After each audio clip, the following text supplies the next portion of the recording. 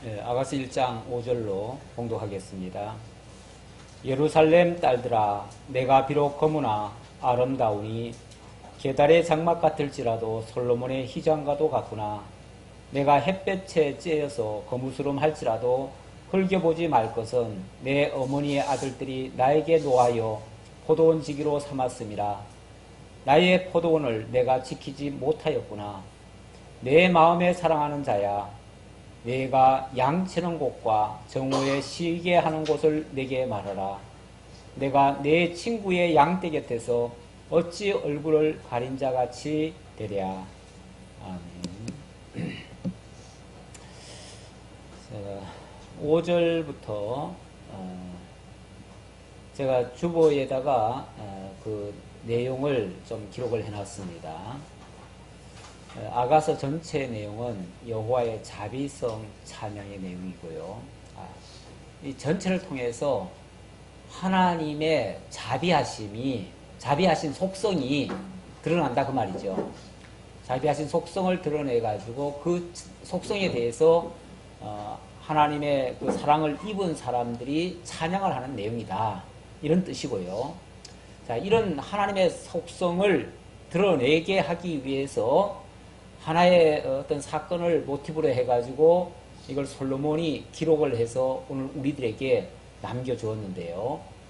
자, 그 내용을 보니까 내용은 조건 없는 사랑의 언약과 그 언약의 성취로 이렇게 이루어져 있습니다.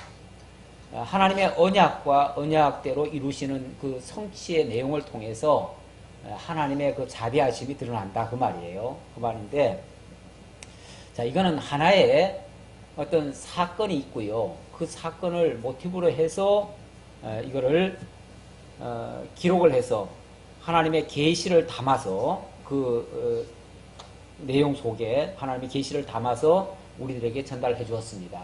그러다 보니까 1차적으로는 그 사건이 어떻게 전개되는지를 우리가 알아야 그 속에 담겨져 있는 하나님의 계시의 내용도 확인할 수가 있습니다.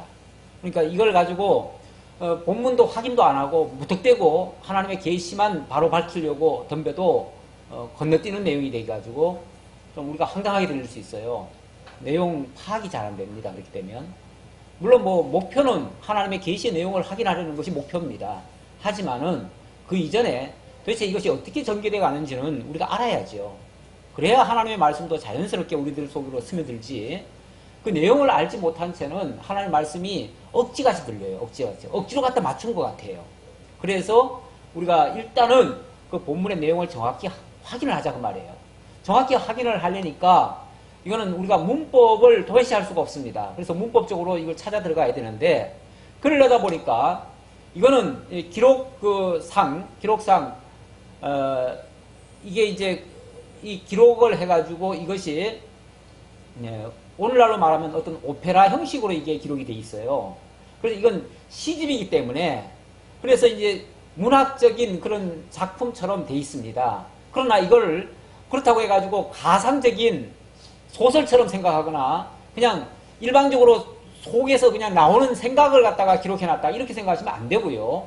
이건 실제적인 어떤 사건을 가지고 하나님의 계시를 담아서 문학적 작품으로 이렇게 기록을 해놓은 거니까 이게 다 종합이 돼야 돼요.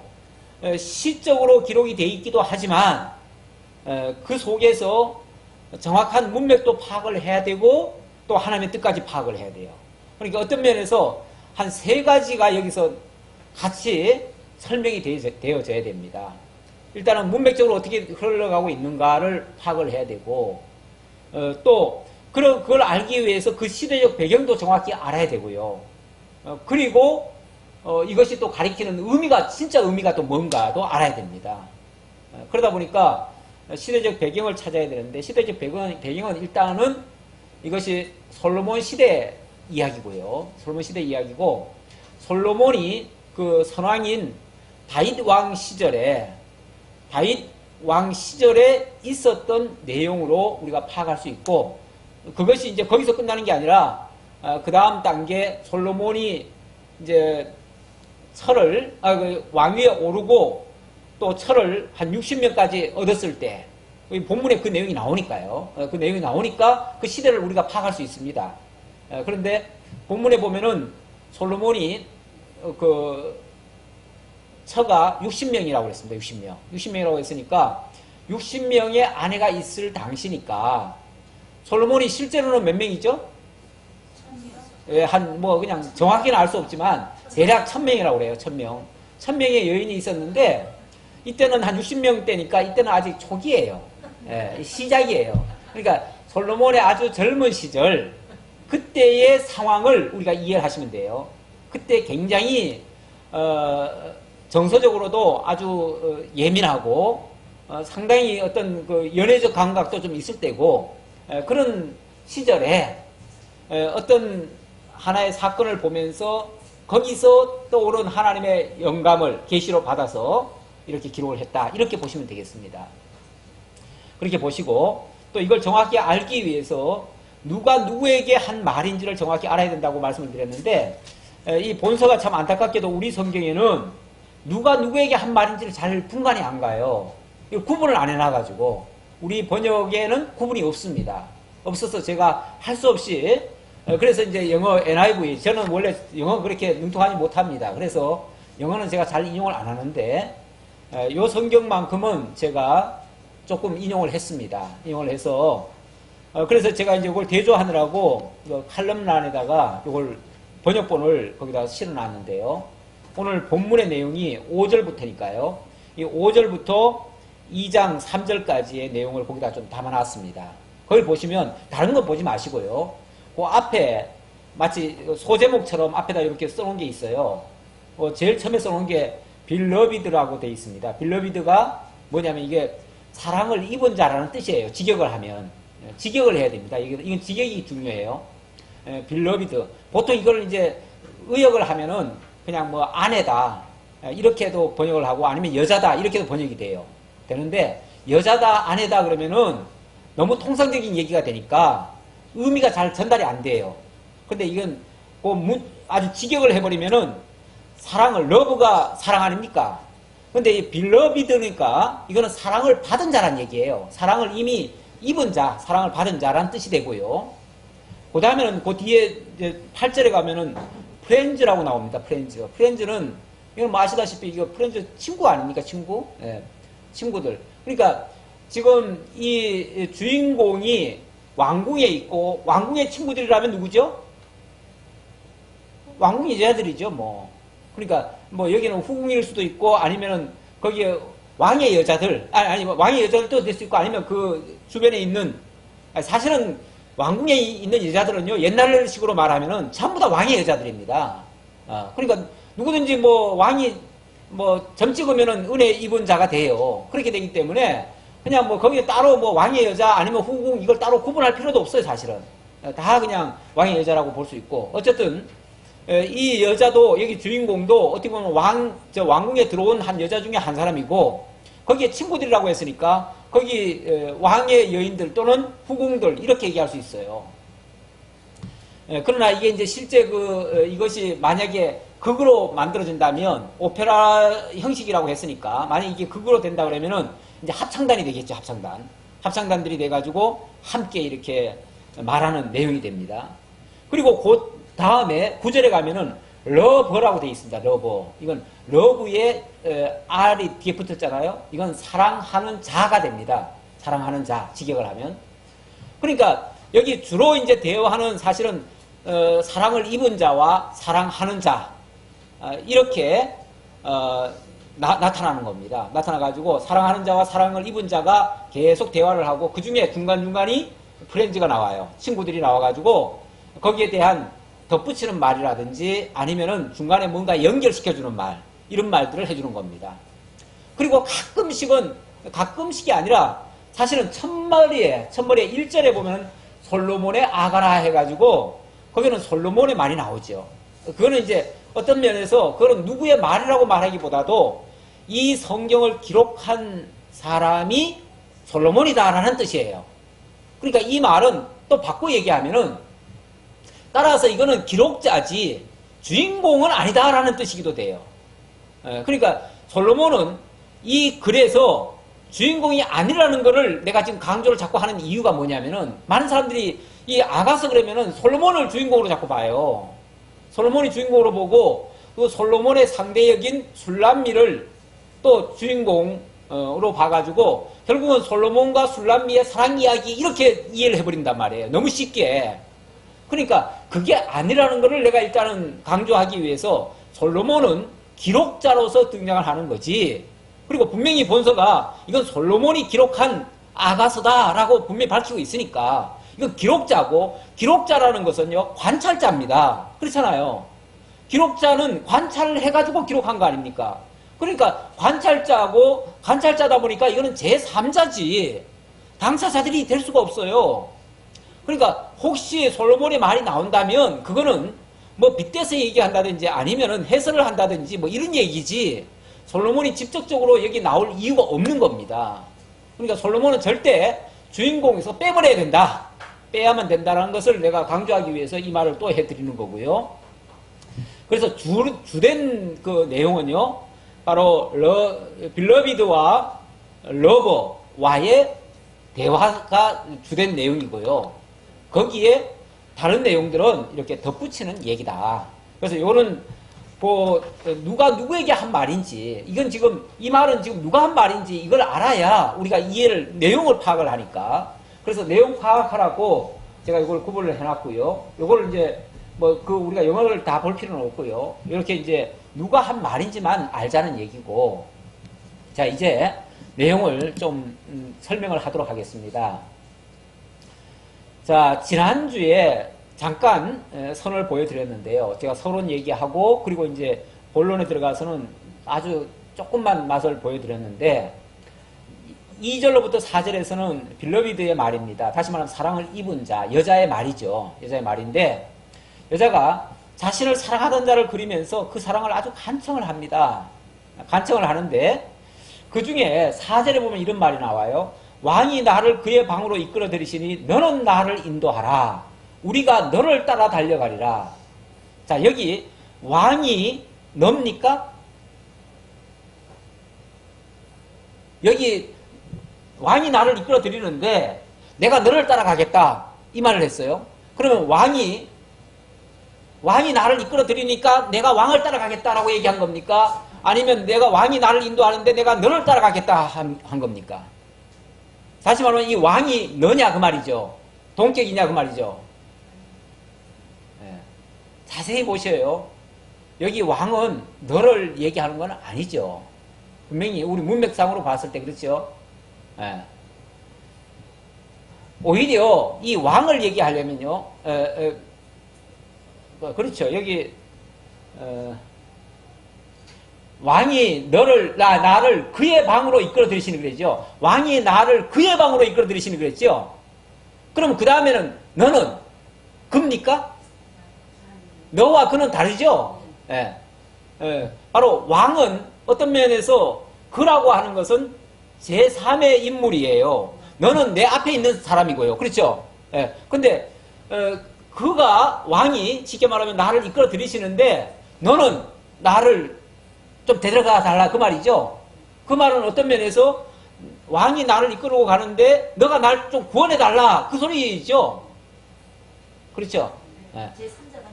예. 어쨌든 자관 누가 누군지 잘 모르겠지만 자관 왕은 아니다 그 말이에요. 최소한 왕은 아니고 누군가에게 지금 구원을 요청하는 말이다 그 말이죠. 왕이 나를 이끌어 들이니까 아 좋습니다 내가 날 데려가 주세요 이 말이 아니고, 예. 자기가 지금 원치 않는 왕의 침공으로 지금 이끌려 가게 돼 있는데 거기서 나를 건져달라 그 말이죠. 그렇게 이해하는 게 맞겠죠, 논리적으로. 예. 자, 그래서 그러면은 너가 나를 인도하면 우리가 너를 따라 달려가리라 라고 얘기를 했습니다. 자, 이것이 일단은 그 사랑을 받은 자의 말이고요. 이 사람이 지금 쉽게 말하면 이 사랑을 굉장히 지금 간청하고 있다는 얘기예요. 간청하고 있는데 현실은 그렇지 않다는 얘기예요. 그렇죠? 그렇지 않기 때문에 그래서 제1막에 제가 이렇게 제목을 달았습니다. 언약을 맺은 연인이 불가항력적으로 헤어져 있는 상황이다. 이 상황은 이게 지금 아름답게 지금 사랑하는 연인 간의 이야기가 아니고 지금 연인간이 오히려 지금 떨어져 있는 상황, 불가항력적인 상황에 놓여 있다. 그래서 지금 현재 자기 현실은 굉장히 지금 안 좋은 상황. 다시 말하면 왕궁에 끌려간 상황이 됐고, 그런데 사랑하는 자가 있어서 그에게 나를 좀 구원해 달라고 지금 요청하는 상황이다 라고 말씀을 드리는 겁니다. 그래서 너가 나를 이끌어주면은 나는 기뻐하면서 너를 따라 달려가겠다. 그 말은 너 날 데리고만 가면은 나는 얼마든지 어디라도 가겠다 그 말이죠. 사실은 이 현실을 빨리 도피하고 싶다 그 얘기와도 같은 얘기죠. 자, 그 다음 그러면서 왜 내가 너를 따라가냐 하면은 내 사랑이 포도주보다 더 진함이라 처녀들이 너를 사랑함이 마땅하니라 그랬는데, 사실은 요 처녀들이 너를 사랑함이 마땅하다는 말은 이거는 합창단의 말입니다. 친구들의 말이에요. 사실은 원래 친구들의 말은. 그러면서 친구들이 옆에서 이제 거두는 거예요. 그래 너를 얼마나 사랑하면은 모든 여자들이 다 막 흠모할 정도야 이런 얘기예요. 그 정도로 참 그 사랑이 너무너무 좋다. 너 그렇게 따라가는 게 당연하다. 그런 뜻으로 얘기한 겁니다. 자, 그러니까 그 친구들에게 5절의 말은요, 친구들에게 사실은 하는 말입니다. 친구들에게 뭐라고 그러냐면은 자기는 미천하지만은 그의 사랑받기에는 합당한 자라고 변호하는 장면이에요. 자, 봅시다. 5절 예루살렘 딸들아 내가 비록 거무나 아름다우니 게달의 장막 같을지라도 솔로몬의 휘장과도 같구나. 이 게달의 장막이란 말은 원래 무슨 적입니까? 마두인적인가? 아니 거기가 베두인족. 베두인족은 항상 그 천막을 갖고 다닙니다. 그 사람들은 목축업을 하기 때문에 돌아다니면서 어디 아무데나 가서 그냥 휘장 쳐놓고 그냥 사는데, 이 휘장이 제일 튼튼한 거는 물론 가죽 휘장이겠죠. 그리고 해달의 가죽, 그것도 해달의 가죽이 최고의 명품입니다. 근데 그게 시커멓거든요. 시커멓고 그걸로 이제 해놓으면은 아무리 비가 와도, 그리고 아무리 더워도, 아무리 추워도 그게 다 이겨내요. 두껍기도 하고 또 빗물이 와도 스며들질 않아요. 그래서 이 게달의 장막이 상당히 그런 장막계에서는 쉽게 말하면 명품이에요. 그래서 근데 그 대신 그게 이제 볼품이 없는 거죠. 시커머니까 볼품이 없어요. 비록 겉모양은 시커멓고 볼품 없어도 그 얘기예요. 그래도 이게 진짜 알짜배기라는 거죠. 알짜배기. 그래서 내가 비록 얼굴이 검어서 비록 검으나 아름답고 게달의 장막 같을지라도 솔로몬의 휘장과도 같구나. 근데 솔로몬의 휘장은 또 얼마나 반대로 화려합니까? 솔로몬은 완전히 황금집이죠. 황금집에다가 그 천막 휘장도 이거는 정말 황금실을 넣어가지고 짰을 정도로 그렇게 화려하죠. 그런데 내가 비록 게달의 장막이라 할지라도 시커멓고 볼품 없어도 그 실용성이나 그 내용적으로나 그 모든 품질로나 모든 걸로 오히려 그것보다 월등히 더 우월하다 그 얘기죠. 이걸 지금 상대적인 비교로 지금 여기 솔로몬을 갖다가 칭찬하는 얘기도 아니에요. 어떻게 보면 솔로몬과 견주어서도 절대로 부족함이 없다.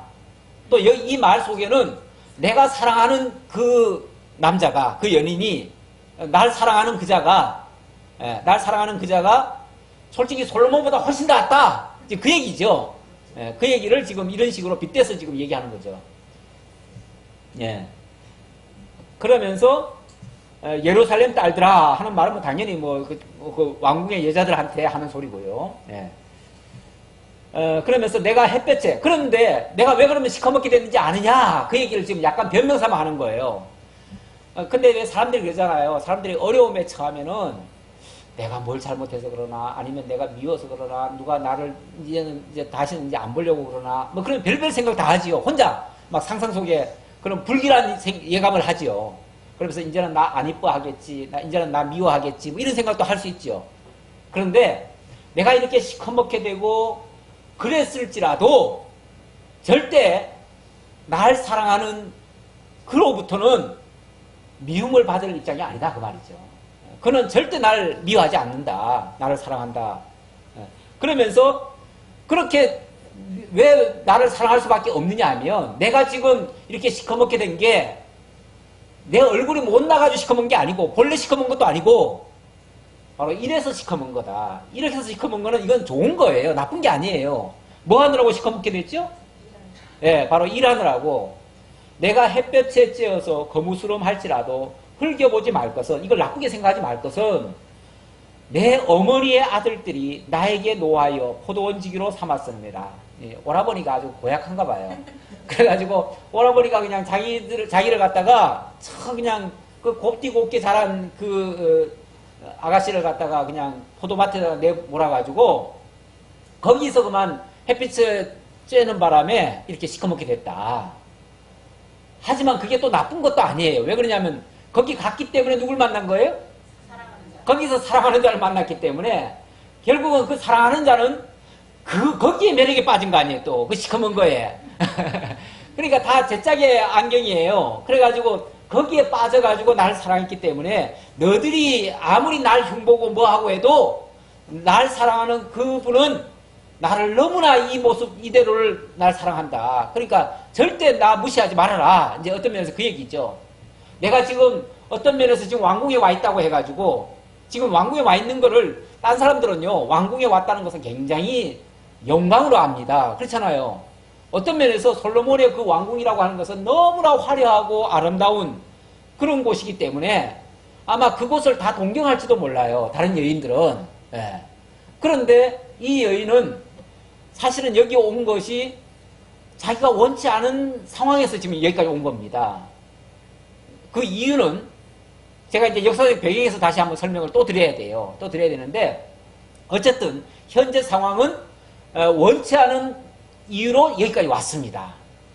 왔기 때문에 당연히 왕의 침소에 들어가는 것도 원치 않는 일이에요. 그건 절대 원치 않는 일이에요.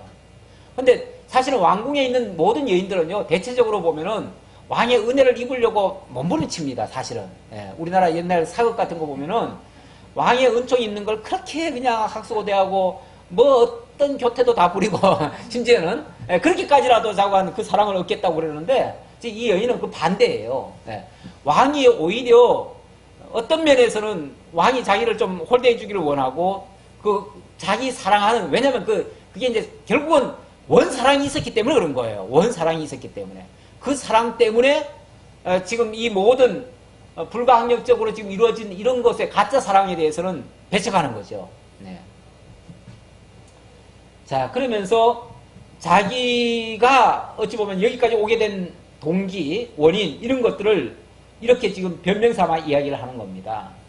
그러면서 궁극적으로 어디로 가는가 하면은 7절에 보니까, 예, 7절에 보니까 내 마음으로 사랑하는 자야. 지금 어디를 향합니까? 지금 옆에 지금 왕이 나를 침소로 이끈다 이 말이 있었는데 내 사랑하는 왕아 이런 얘기가 아니고 예? 내 마음에 사랑하는 자야 그랬어요. 내 마음에 사랑하는 자. 마음에 사랑하는 자가 뭐예요? 예. 자기와 유일하게 약속을 한 그 사람이죠. 예. 그가 누군지는 아직까지는 지금 설명이 안 나왔지만 어쨌든 그 사람을 자기는 잊을 수가 없다 그 말이죠. 잊을 수가 없고 그 사람을 계속 그 사람 보고 이제 자기 구원을 요청하는 거예요. 요청을 하는데 내 마음으로 사랑하는 자야. 네가 양치는 곳과 정오에 쉬게 하는 곳을 내게 말하라. 너 지금 어디 있느냐 그 말이죠. 너 지금 어디 있느냐. 이 양치는 자는 원래 양치는 자는 어느 한 곳에 있는 게 아닙니다. 아까도 얘기했듯이 양치는 자는 그냥 숲을 있는 곳이면 어디든지 갑니다. 그러다 보니까 사실은 뭐 뜨내기죠. 그러니까 뭐 어디에 지금 현재 어디에 정착해 있는지는 잘 알지 못하지만 어쨌든 너 있는 곳 좀 알려다오. 그러면 내가 직접 몸으로는 못 뛰가더라도 마음으로라도 달려가고 그리고 정말 만나고 싶다 그 얘기죠. 그러니까 거기 좀 알려다오 그 말이죠. 그러면서 내가 내 친구의 양떼 곁에서 어찌 얼굴을 가린 자 같이 되랴. 내 친구의 양떼 곁에서 어찌 얼굴을 가린 자 같이 되랴. 얼굴을 가린 자라는 말은 외면당하는 걸 얘기하는 거예요. 그렇죠? 얼굴을 가려버리면 예를 들어서 찾아갔는데 얼굴을 싹 가려버리면 뭐가 되죠? 외면당하는 거죠. 완전 무시당하는 거죠. 나로 하여금 어떻게 내가 그렇게 너를 찾는데 쉽게 말하면은 당신을 찾는데 당신은 나를 외면하는 것처럼 이렇게 몰라주느냐 그 말이죠. 나를 왜 안 찾아주냐 이런 의미죠. 의미가. 근데 이제 이 말을 통해서 직접적으로는 얘기를 안 했지만 이 말을 통해서 뭐를 알 수 있느냐 하면 지금 이 여인이 사랑하는 자, 그러니까 이 여인은 사랑을 입은 자라고 지금 분명히 표현이 되어 있는데 이 사랑을 입은 자는 누구로부터 사랑을 받았느냐 하면은 사랑하는 자가 있다 그 말이에요. 그런데 그 사랑하는 자가 누구냐? 여기 보니까 목자임을 알 수 있어요. 그렇죠? 아직 이름은 안 나왔어요. 그러니까 아무개 씨 목자지요. 정확히 이름은 아직 안 밝혔지만 그러나 어느 목자임은 틀림없습니다. 이 사람의 직업이 목자인 것을 알 수 있다 그 말이죠. 자, 그래서 사실은 여기에 내용은 어떤 면에서 사랑하는 자와 사랑을 입은 자와의 이야기인데 그게 이제 그분들이 결국은 주인공인데 결국은 사랑을 입은 자는 나중에 보니까 술람미 여자라고 이름이 밝혀집니다. 그렇죠? 술람미 여자야 이렇게 나오잖아요. 그러니까 술람미라는 사실을 알게 됐고요.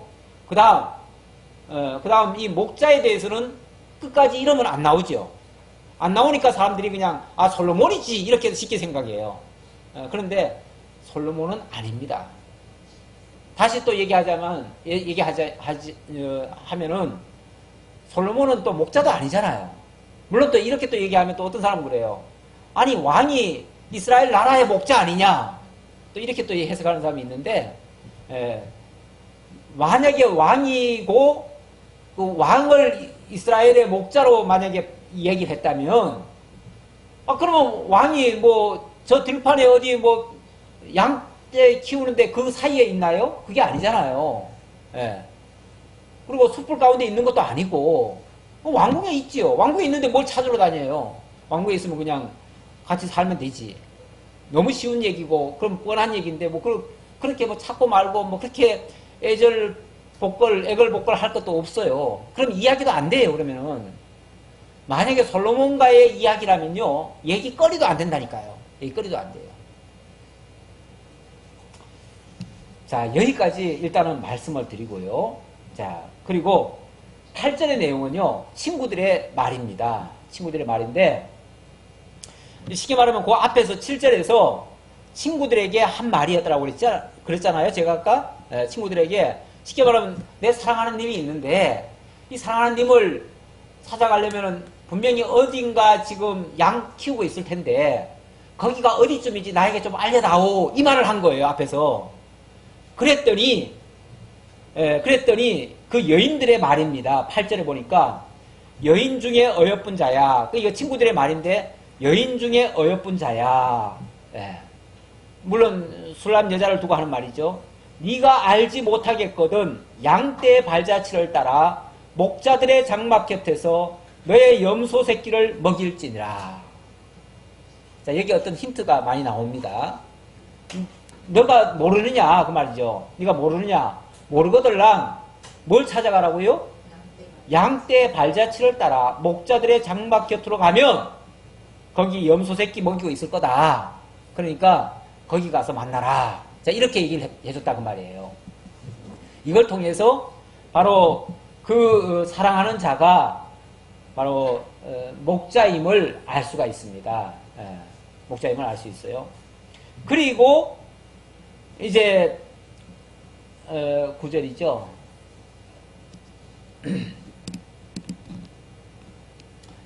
9절에서는 내 사랑아 그러는데 이거는 사랑하는 자의 말이죠. 사랑하는 자의 네? 예. 이제부터 그 사랑하는 자가 등장을 합니다. 사랑하는 자는 여기서 이제 처음 등장하는 거예요. 그렇죠? 처음 등장하는데 내 사랑아 내가 너를 바로의 병거의 준마에 비하였구나. 지금 앞에서 간절하게 그 사랑하는 자를 찾았는데 그 사랑하는 자가 앞에서 이제 말 소개를 어떻게 나왔냐면 내 마음에 사랑하는 자 이렇게 나왔죠. 마음에 사랑하는 자라고 했으니까 현실적으로 사랑하는 자가 앞에 있다는 얘기는 아니에요. 마음에 사랑하는 자가 쉽게 말하면 그 마음으로 그 말을 해주는 거죠. 그러니까 그 소리가 꼭 옆에서 마치 들려주는 것처럼 그렇게 듣는 거죠. 그런데 내 사랑아, 내가 너를 바로의 병거의 준마에 비하였구나. 앞에서 이 여인이 자기는 얼굴이 검고 뭐 계단에 장막 같고 그래도 나 무시하지 말아라 이런 얘기를 했잖아요. 거기에 대한 어떻게 보면은 이 사랑하는 자의 화답과 같은 말이에요. 이 사랑하는 자가 뭐라 그러냐면은 난 너 너무너무 사랑해 그 말이에요. 그러면서 너 그 얼굴 검고 이런 거 전혀 미운 거 아니야. 오히려 너의 그 모습은 솔로몬의 희장 바로의 병거의 준마 같아. 바로의 병거의 준마 같다면은요, 쉽게 말하면 바로의 에마다 그 말이죠. 바로의 에마. 바로가 얼마나 이쁜 말 타고 다니겠어요. 얼마나 또 아주 아름답고 제일 멋있는 말 타고 다니겠죠. 그런 말에 비교된다 그 말이죠. 그만큼 아름답다는 걸 얘기하는 거예요. 내 사랑아, 걱정하지 마. 나는 너를 너무너무 사랑해. 마치 너는 바로에게 있어서 병거의 준마같이 너가 바로 나에게 있어서는 그런 존재야. 그 얘기죠. 그런 존재야. 그러면서 내 두 뺨은 따은 머리털로 내 목은 구슬깨미로 아름답구나. 너무너무 멋있어. 내 머리카락도 멋있고, 남들은 뭐 시커멓다고 그러는데 그 시커먼 게 너무 아름답다는 거죠. 그 다음 또 아닌가요? 따은 머리털이라고 그랬나요? 제가 표현 잘못했네요. 검은 게 아니고 따은 머리털. 그 다음에는 내 목은 구슬깨미로 아름답구나. 진짜 구슬깨미가 아름답다는 얘기가 아니라 구슬깨미처럼 그 목이 그렇게 아름답다 그 얘기예요. 그 다음 그래서 그렇기 때문에 우리가 너를 위하여 금사슬의 은을박아 만들리라. 그래서 나는 너를 위해서 금사슬에다가 은을 박아서 만들겠다. 금사슬에다가 은을 박아서 뭘 만들어요?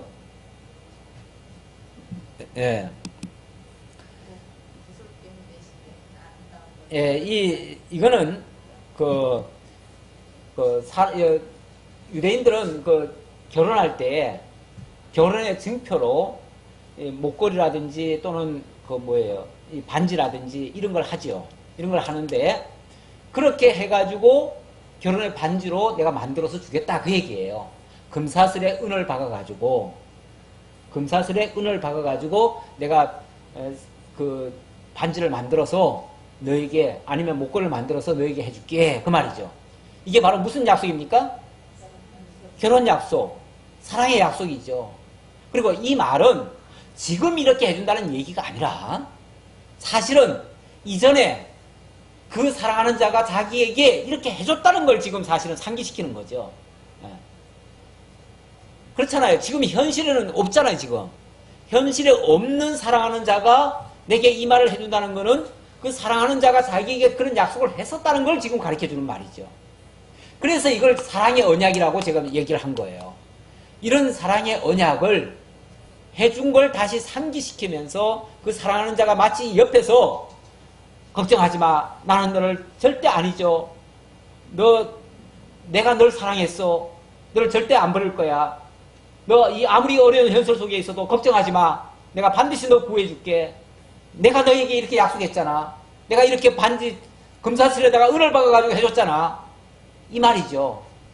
그걸 이제 기억하고 있으면은 어떤 현실에 부딪혀도 극복해낼 수 있는 이제 힘이 나오는 거겠죠. 그리고 이제 12절로 가면 사실은 다시 어떻게 보면 현실 같은 이야기인데요. 왕이 침상에 앉았을 때에 나도 기름이 향기를 뿜어냈구나. 왕이 침상에 앉았을 때에 이제 요 말 때문에 또 헷갈려요. 지금 갑자기 또 왕이 침상에 앉아있을 때라고 하니까 마치 그 왕과의 어떤 연인 관계로 또 생각이 들지요. 그렇죠? 근데 이 말은 지금 앞에서 왕이 자기를 그의 방으로 이끌어 들이신다 그랬잖아요. 그 말과도 같은 얘기죠. 지금 현실은, 그러니까 현실과 자기 생각 속이 지금 왔다 갔다 해요, 사실은. 왔다 갔다 하는데, 지금 현실은 왕이 자기를 지금 이끌고 가고 있고요. 자기 생각은 사랑하는 님에게 지금 마음이 가 있는 거예요.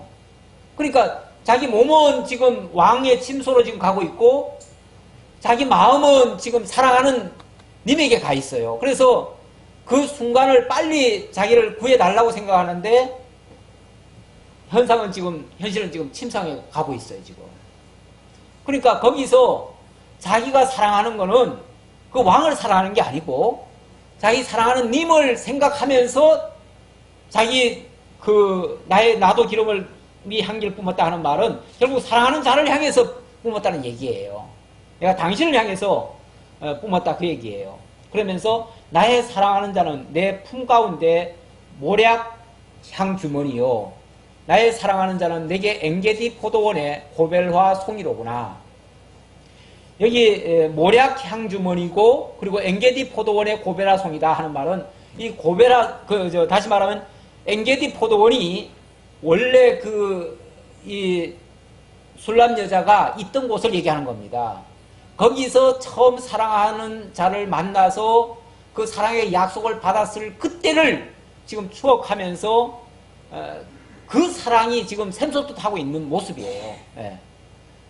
그래서 몸은 쉽게 말하면 여기 있는데 마음은 지금 저쪽에 가 있는 거예요. 그런 상태. 만약에 이것을 지금 현재 만약에 왕궁에 들어온 여자가 이런 생각하면 굉장히 불순한 거죠. 불순한 거고 이건 이 자체만 생각하면 이건 굉장히 안 좋은 모습이죠. 안 좋은 모습인데 그래서 이 정황을 아셔야 됩니다. 다시 말하면 이게 도대체 어디에서 나온 말인가, 어디에 배경하고 있는 말인가를 알아야 되는데 이쯤에서는 좀 설명을 드려야 될 것 같아요. 그렇죠? 예. 설명 안 드리면 계속 오해가 될 수 있으니까요. 이 역사적 배경이 어디냐면요.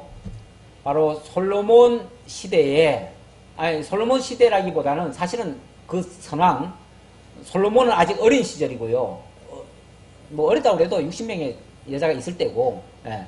그건 정식 왕이 되기 전 상태라고 말할 수 있고요. 그 전에는 누가 왕이었냐면 다윗이 왕이었습니다. 다윗이 왕이었을 때에 그때에 관련된 얘기인데 그거보다 먼저 말씀드릴게. 여기 지금 술람이라는 말 여기에 대한 해석을 지난주에 제가 드렸는데 그걸 다시 한번 언급하고 넘어가야 돼요. 왜 그러냐면은 그걸 이해 못하면은 이게 절대 해석이 안 되니까요. 해석이 안 돼요.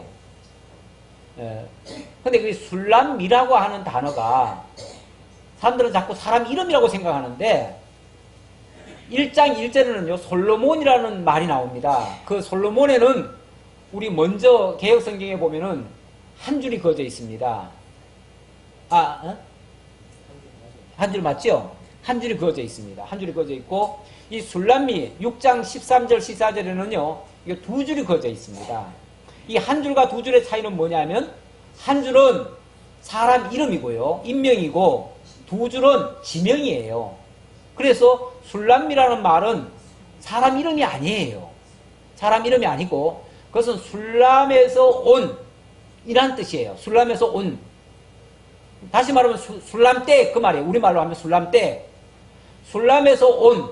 그 뒤에 이제 여자라고 돼 있으니까 술람에서 온 여자 그 말이죠. 그걸 술람 여자 또는 이 술람이라고 하는 단어는 지명은 성경에 보면은 구약에는 수넴이라고 돼 있고요. 수넴이라고 하는 그 지역이 현대 성경에는 보면은 술람이라고 돼 있습니다. 다시 말하면 술람은 곧 수넴이에요. 수넴이고 그 수넴이라고 하는 것이 성경에 보면 수넴 여자가 성경에 나옵니다. 나오고 수넴 여자는 어디에 나오냐면은 열왕기에 보면은 누굽니까? 엘리야에게 과부가 엘리사에게인가요? 엘리사에게 상 준비해놓고 시계하고 나중에 마지막 그 기름 그거 한 그 여자죠. 마지막 떡 주고 뭐 그 기름이 끝나지 않도록 계속 해줘가지고 빚도 갚고 했잖아요. 예. 그 여자가 수넴 여자고요. 또 하나의 수냄 여자가 나오는데 또 하나의 수냄 여자는 바로 다윗 왕 시절에 다윗이 나이가 늙어가지고 곧 죽을 때가 됐어요. 죽을 때가 돼가지고 몸이 너무 안 좋은 거예요. 너무 안 좋아가지고 피가 안 통하니까요. 이 피가 안 통해가지고 몸이 너무 차요. 그래서 심지어는 이불을 두껍게 덮어줘도 몸이 데펴지질 않아요. 그러니까 어떻게 하냐면 처방을 내리는데 의사가 뭐라고 처방을 내렸냐면은 이거는 젊은 여자를 피가 철철 끓는 젊은 여자를 데려다가 합방을 시켜주면 쉽게 말하면 몸이 따뜻해진다. 이렇게 처방을 내려준 거예요. 그래가지고 사람들이 전부 다 그 젊은 여자 그것도 아주 건강하고 쉽게 말하면 원래 그 왕이 그 여자를 간택할 때는요 제일 이쁜 여자 고릅니다. 제일 이쁜 여자 고르는데 이 다윗의 그 노년에 말년에 구한 여자는 이쁜 여자가 아니라 건강미죠. 건강미. 예. 다시 말하면 아주 가장 건강해 보이는 그리고 가장 젊은 여자. 그래서 동녀라고 표현을 되어 있습니다. 우리 성경에는 동녀, 수냄여자, 동녀, 아비삭 이렇게 나옵니다. 아비삭이 나오는데 그 여자를 구해오게 합니다. 근데 그 여자가 쉽게 말하면 이 본문에 의하면은 그 여자 얼굴이 거무스름한 거죠. 왜냐하면 포도원에서 늘 그렇게 태양 밑에서 일을 열심히 해가지고 너무 건강미인이에요. 완전히 한마디로 건강미인이고 막 피가 철철 끓어 넘치는 그런 여자인 거죠. 그런 여자가 쉽게 말하면 간택이 돼가지고 왕궁까지 오게 된 겁니다. 그리고 진짜 뭐 다윗의 왕비가 되기 위해서 온 건 아니고요. 다윗의 그 노년의 다윗을 몸을 따뜻하게 해줄 목적. 그러니까 아내가 아니에요. 엄밀하게 말하면 아내는 아니고 다윗의 몸을 따뜻하게 해줄 그야말로 병치료를 위해서 데려온 여자예요. 그러니까 이 여자는 졸지에 그냥 갑자기 자기는 뭐 사랑하는 연인도 있고 다 있는데 졸지에 그냥 왕궁에 끌려와 버린 거죠. 근데 이 왕궁의 특성은 뭐냐면요. 왕궁에 일단은 여자들이 한번 오게 되면 못 나갑니다. 들어오기만 하면은 들어올 때는 뭐 다 자연인이지만 나갈 때는 다 왕의 여자가 돼버려요. 그래가지고 나갈 수가 없어요. 죽어야만 나갈 수 있어요. 원래 왕궁의 특성이 그렇습니다. 그러다 보니까 불가항력적으로 지금 헤어졌는데 왕궁에 들어온 이상은 나갈 수가 없어요. 이러면 어쨌든 뭐 왕비가 되는 셈이에요. 그러니까 이런 사람은 나중에 결혼도 못해요. 할 수도 없어요. 결혼도 할 수 없고 완전히 어찌 보면 그렇게 해서 그냥 그 삶은 끝나는 거죠. 이렇게 이제 어찌 보면 비참한 거죠. 왕에게 간택이 됐다는 그 자체만은 행복할 수도 있겠지만 반대로 얘기하면 지금 이 여자는 전혀 원치도 않는 그런 거기 때문에 오히려 굉장히 불행한 케이스가 돼버린 거죠. 그런데 이 동료 아비삭에 대해서는요, 참 성경이 그게 그런 얘기가 어디 있느냐라고 말할 수 있는데 우리 한번 좀 보고 넘어갈게요. 어디 있죠? 열왕기상인가요? 이게요, 간단한 얘기가 아닙니다. 이 열왕기상 1장부터 4장까지가요, 이 아비삭 이야기가 다 나옵니다. 계속 나옵니다. 성경이 한 4장씩 이렇게 할애되는 거는요, 굉장히 큰 사건입니다. 보통 사건이 아니에요. 사람들은, 아이고, 뭐, 수냄 여자, 그게 뭐, 대수라고, 아니, 뭐, 잠깐 왔다 가는 여자, 뭐, 그게 무슨, 뭐, 성격거리가 되냐고 그러는데, 그게 아니에요. 그게 바로 이 아가서의 모티브가 되는 거죠. 열왕기상 1장 1절부터가 여기에 대한 배경 얘기입니다. 배경 얘기인데, 바로 이 배경을 여기다가 아가서에 대입을 하면 딱 맞습니다. 그래서 제가 이걸로 설명을 드리는 겁니다. 여기 보니까 다윗 왕이 나이가 많아서 늙어서 이불 덮어도 따뜻하지 않았다. 그래서 젊은 처녀 하나를 구했다. 그래서 수냄 여자 3절에 보니까 수냄 여자 아비삭을 얻어서 왕께 데려왔다. 이 처녀는 심히 아름다웠다 라고 하는데, 그러면서도 왕이 잠자리는 같이 하지 않았다. 이 말은 뭐죠? 그냥 얼굴 아름답다는 얘기가 아니다 그 말이죠. 이건 건강미인으로서 데려왔다 그 말이죠. 그리고 나서 이 사건이 여기서 끝나는 게 아니고요. 그 다음 얘기가 이게 4장까지 간다니까요. 4장까지. 이거는 그냥 시작이에요. 시작. 발단이에요. 아가서에도 이게 발단이에요. 발단이고 여기서부터 이야기가 계속 전개가 되는데 그 다음 이야기가 결국은 다윗은 죽지요. 그 다음에 죽고 그 다음에 이제 아들들이 서로 왕위 쟁탈전을 벌입니다. 쟁탈전을 벌이다가 거기에 맏아들인 아도니아가 스스로 왕이 되려고 합니다. 왕이 되려고 하다가 실패를 하죠. 실패를 하고 난 다음에 그 다음에 작전을 세운 게 뭐냐면 이 동료 아비삭을 차지하려고 합니다. 수넴 여자를 차지하려고 합니다. 수넴 여자 차지하려고 하는 이유는 뭐냐면요. 원래 옛날부터 이건 물론 우리 이스라엘의 전통은 아닙니다만은 그러나 일반적인 특히 이 정복자들은요. 정복지에 가가지고 그 왕의 처첩들을 다 차지해버립니다. 처첩들을 다 차지하면 그게 명분적으로 사람들에게 어떻게 비치냐면은 그 왕만을 정복한 게 아니라 그 처첩들까지 다 정복을 했으니까 뭐가 되는 거죠? 저 사람이 가지고 있던 모든 왕권, 그 나라는 바로 저 사람의 거다라는 하나의 증명이 되어버립니다. 이거는 사람들의 인식 속에 그런 게 박혀 있어요. 왜냐하면 정복자들은 흔히들 그렇게 했으니까. 그래서 이 아도니아가 전략을 어떻게 쓰냐면은 다윗이 가졌던 여인을 자기가 취함으로써 이런 거는요 어디서도 알 수 있냐면은 왜 압살롬이 뭐합니까? 압살롬이 반역을 하고 나서 아버지의 그 왕위를 다 취했잖아요. 취한 다음에 아버지의 후궁들을 다 겁탈해버리죠. 그게 이제 공식적으로 대내외에 알리는 거예요. 그것도 모든 백성들이 보는 앞에서 그 짓을 해요. 이건 뭐냐면 공식적으로 내가 다윗의 모든 왕권을 내가 다 차지했다라는 걸 백성들한테 보여주는 거예요. 이게 아주 그 정복자들의 아주 못된 사실은 그 방법인데 이런 거를 은연중에 한다니까요. 그 짓을. 그런데 이 지금 아도니아도 그 방법을 쓴 거예요. 썼다가 그거를 또 누구를 앞세워서 썼냐면은 솔로몬의 어머니 밧세바를 앞세워가지고 그 짓을 했어요.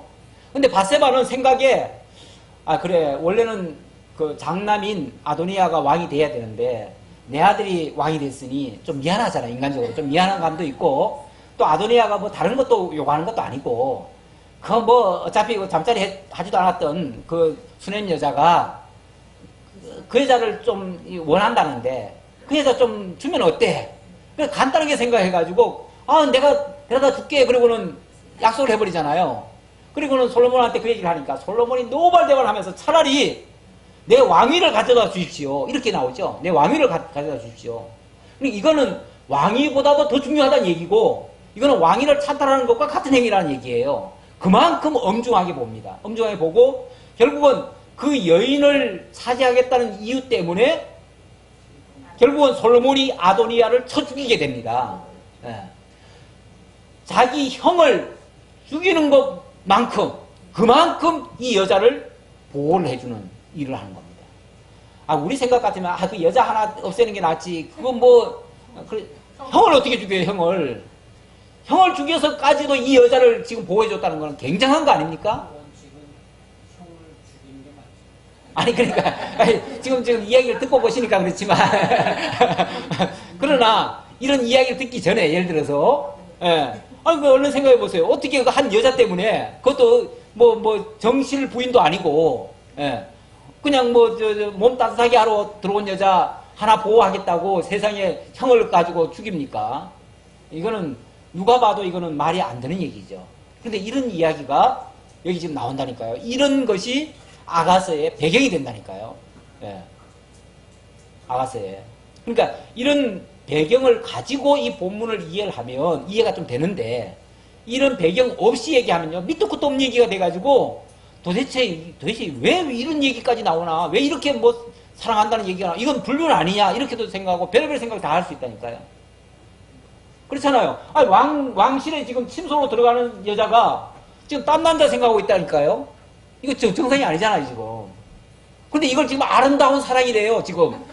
사랑의 노래가 뭐예요? 최고의 사랑의 이야기. 그 얘기잖아요. 어떻게 이게 최고의 사랑이에요? 불륜이지.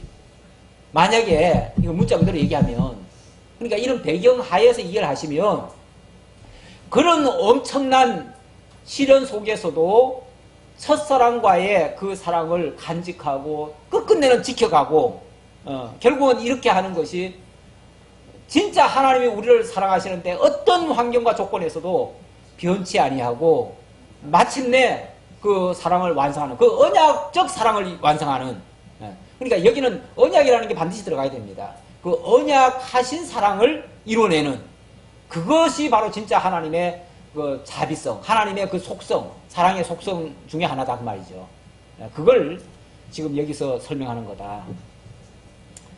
자, 그러면서 내 사랑아 15절 그 사랑하는 자의 계속 말입니다. 너는 어여쁘고 어여쁘다. 내 눈이 비둘기 같구나. 그러니까 얼굴이 예쁘다 이렇게 표현하지 않고 너는 어여쁘고 어여쁘다. 내 눈이 비둘기 같구나. 나의 사랑하는 자야 너의 어여쁘고 화창하다. 너는 어여쁘고 화창하다.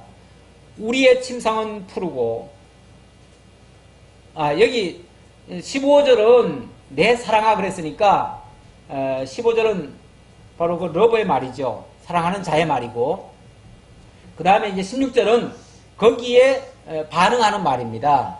이 사랑을 입은 다시 말하면 술람미 여자가 하는 말입니다. 술람미 여자가 그렇게 너 이쁘다 눈이 비둘기 같다 이렇게 표현해 주니까 거기에 반응을 하기를 너는 어여쁘고 화창하다.